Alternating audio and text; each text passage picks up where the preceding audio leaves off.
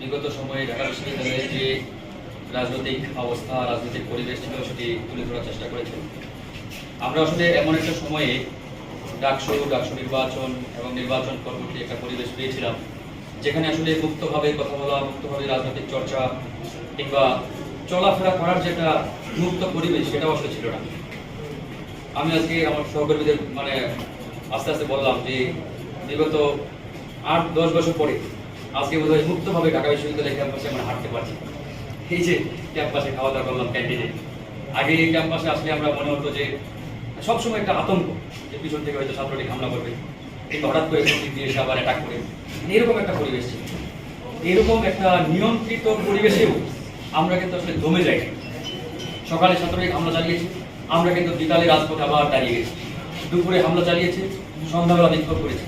এই যে আমাদের একটা স্পিড, সেই স্পিড চলমান রেখেছিলাম বলেই কিন্তু ঢাকা বিশ্ববিদ্যালয়ের মতো একটা জায়গায় এখান থেকে কিন্তু এই গণঅভ্যুত্থানের যাত্রা বা গণঅভ্যুত্থানের শুভ সূচনা হয়েছে। এবং আমি মনে করি, এটা আমি সব জায়গায় বলি, যে 2018 সালের কোটা আন্দোলন যদি না হতো তাহলে 2024 সালের গণঅভ্যুত্থান হতো কিনা এটা একটা বড় সন্দেহের জায়গা। সুতরাং এই গণঅভ্যুত্থানের আনুষ্ঠানিক কিংবা প্রাতিষ্ঠানিক যদি বলেন, বীজটা আসলে 2018 সালের কোটা আন্দোলনের মাধ্যমে বপন হয়েছিল। তো যাই হোক, আল্লাহর অশেষ রহমত, দোয়া এবং আমাদের সকলের সম্মিলিত প্রচেষ্টার মাধ্যমেই কিন্তু আমরা একটি নতুন ফ্যাসিবাদ মুক্ত বাংলাদেশ পেয়েছি। তো এই ফ্যাসিবাদ মুক্ত বাংলাদেশকে নতুন করে বিনির্মাণ করার দায়িত্ব আমাদের সবার। এখানে গণ অধিকার বা আমরা যারা আগে ছিলাম, আমাদের উপরে দায়িত্ব একা কিংবা সাদিক কেন্দ্রের জন্য। আমি মনে করি এই নতুন বাংলাদেশ, এই নতুন ক্যাম্পাস বিনির্মাণের যে দায়িত্ব, এই দায়িত্ব কিন্তু আমাদের সবার উপর অর্পিত। আমরা যদি আমাদের জায়গা থেকে মুক্তভাবে উদার মন নিয়ে সেই লড়াই সংগ্রামের যাত্রাটা ভালোভাবে প্রসিড করতে পারি, এগিয়ে নিতে পারি, আমি বিশ্বাস করি যে আমরা একটা নতুন বাংলাদেশ, নতুন একটি ঢাকা ইউনিভার্সিটি আমরা আগামীর প্রজন্মকে উপহার দিতে পারবো।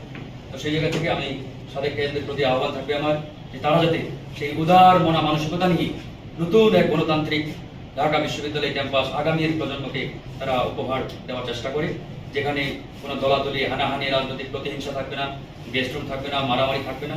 একটি সুন্দর স্বপ্নের ঢাকা বিশ্ববিদ্যালয়, যেটি আমরা বিগত সময়ে আসলে কল্পনা করেছিলাম, ভেবেছিলাম যে এরকম হবে, কিন্তু বাস্তবে সেই পরিবেশ আমরা কখনোই করতে পারি নাই।